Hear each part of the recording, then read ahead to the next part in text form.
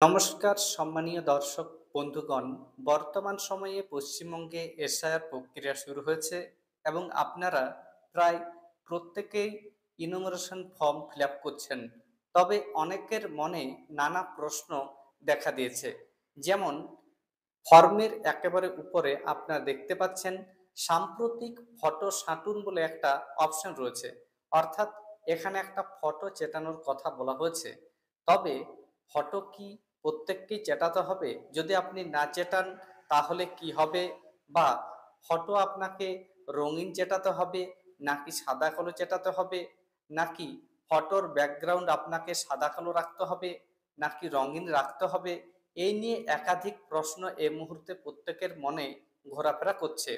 পাশাপাশি আবার একটা ধারণা অনেকের মধ্যে ছড়িয়ে পড়েছে, এই যে ফটোটা আপনারা এখানে চেটাবেন সেই ফটো অনুযায়ী নতুন ভোটার কার্ড আপনাদের আবার আসবে, তাই আপনাদের প্রত্যেককেই ফটো চেটাতে হবে। এই নিয়ে বিভিন্ন দোকানে এ সময় সাধারণ মানুষ ফটো তোলার জন্য ভিড় জমিয়েছেন। তবে আজ 11 তারিখ, অর্থাৎ 11ই নভেম্বর, একটা প্রতিবেদন প্রকাশিত হয়েছে, যেখানে উল্লেখ করা হচ্ছে পশ্চিমবঙ্গে নির্বাচন কমিশনের যে অফিস রয়েছে, অর্থাৎ পশ্চিমবঙ্গে নির্বাচন কমিশনের যিনি হেড, সেখানে যে অফিস রয়েছে সেই অফিস থেকে পরিষ্কার গাইডলাইন দেওয়া হচ্ছে যে কি ধরনের ফটো চেটাতে হবে, বা ফটো যদি না চেটান তাহলে কি হবে, এবং ফটো চেটালে কি ধরনের ব্যাকগ্রাউন্ড রাখতে হবে সেটাও পরিষ্কারভাবে তারা উল্লেখ করেছে। সেই সংক্রান্ত বিষয় আপনাদের সামনে আমি তুলে ধরব।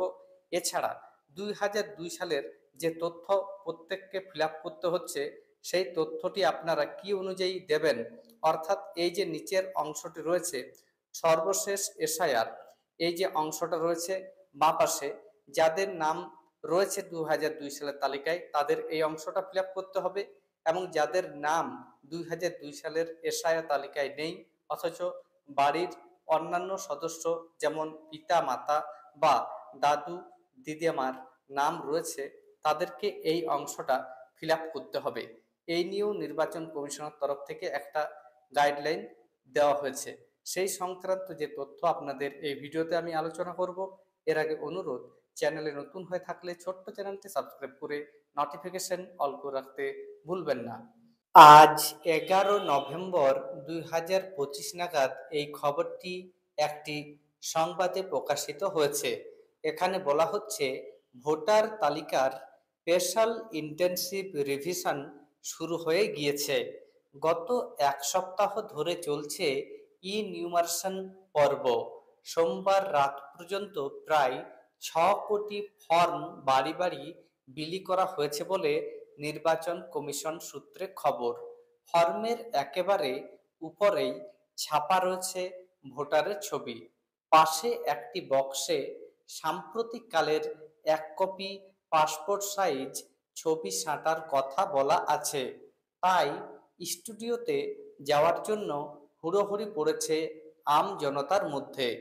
জল্পনা চলছে ছবির ব্যাকগ্রাউন্ড হতে হবে সাদা রঙের, কিন্তু এই ধারণা সম্পূর্ণ ভুল।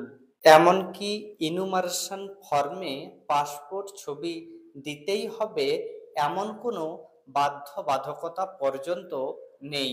সোমবার একথা পরিষ্কার জানিয়ে দেওয়া হলো পশ্চিমবঙ্গ মুখ্য নির্বাচনী আধিকারিকের অফিসের তরফে।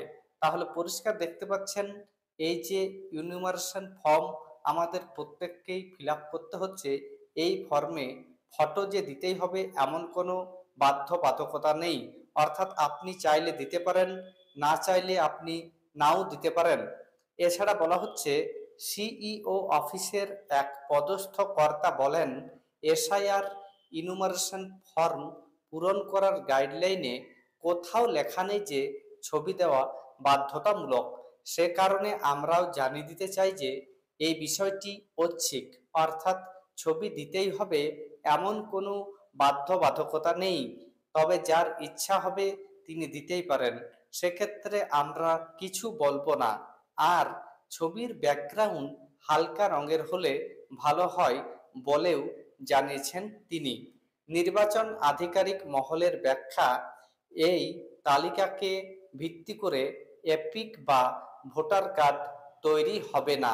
ফলে ইনুমারেশন ফর্মে দেওয়া ছবি ব্যবহার করে এপিক কার্ড তৈরি হবে, এই ধারণাও ভুল। বাড়িতে ইনুমারেশন ফর্ম আসতেই 2002 সালের এসআইআর তালিকায় নিজের নাম খোঁজা শুরু করেছে বঙ্গবাসী। আর তা করতে গিয়ে চক্ষু চড়কগাছ হচ্ছে শয়ে শয়ে মানুষের। কারণ 2002-এর তালিকায় রয়েছে বহু ভুল ভ্রান্তি। কোথাও নামের বানান ভুল, তো কোথাও বদলে গিয়েছে পদবি। এমনকি বহু ক্ষেত্রে স্বামীর জায়গায় স্ত্রীর কিংবা স্ত্রীর জায়গায় স্বামীর নাম রয়েছে। এই নিয়ে কমিশনের কাছে উপচে পড়ছে অভিযোগের পাহাড়, বাড়ছে আতঙ্কও। কারণ আধার কার্ডের সঙ্গে ভোটার কার্ডের নামের বানানে মিল নেই এমন বহু মানুষ রয়েছেন। তাদের মধ্যে অনেকে কর্মসূত্রে ভিন রাজ্যে কিংবা ভিন দেশের বাসিন্দা। দুই কার্ডের মিল না থাকায় অনলাইনে ইনুমারেশন ফর্ম পূরণ করতে পারছেন না তারা। শনিবার পরিষেবা শুরুর পর বিগত 3 দিনে অনলাইনে মাত্র 1 লক্ষ ফর্ম জমা পড়েছে। প্রশাসনিক মহলের মতে বর্তমান ডিজিটাল ইন্ডিয়ার যুগে এই সংখ্যা আরও অনেক বেশি হওয়া উচিত ছিল। কমিশনের তরফে অবশ্য এ নিয়ে আতঙ্কিত না হওয়ার আর্জি জানানো হয়েছে। তাদের যুক্তি, ইনুমারেশন ফর্মের উপরের অংশ বর্তমান 2025-এর ভোটার তালিকা অনুযায়ী পূরণ করতে হবে, আর নিচের অংশে 2002 সালের তালিকায় যা নাম, পদবি বা অন্যান্য তথ্য রয়েছে হুবহু তাই লিখতে হবে। ন্যায্য ভোটার হলে খসড়া তালিকা প্রকাশের পর হিয়ারিংয়ে ডাকলে উপযুক্ত নথি দেখালেই নাম বাদ পড়ার আশঙ্কা থাকবে না। নয়তো পরে 6 নম্বর ফর্ম পূরণ করে ভোটার তালিকায় নাম তোলার জন্য আবেদন করতে হবে। তাহলে বুঝতে পারছেন, পশ্চিমবঙ্গের যে নির্বাচনী আধিকারিকের অফিস রয়েছে সেই অফিসের তরফ থেকে পরিষ্কার জানিয়ে দেওয়া হয়েছে আপনারা নিজেদের পছন্দ অনুযায়ী ফটো দিতে পারেন, আবার আপনি না চাইলে ফটো নাও দিতে পারেন। এবং যদি আপনারা ফটো দিয়ে থাকেন সেক্ষেত্রে ফটোর ব্যাকগ্রাউন্ড আপনারা হালকা রঙের যে কোনো কালার বা রং ব্যবহার করতে পারেন। পাশাপাশি এই জানিয়ে দেওয়া হয়েছে আপনারা যে ছবিটা দেবেন সেই ছবি অনুযায়ী নতুন যে ভোটার কার্ড আসবে এমন কোনো কথা নেই। ধন্যবাদ।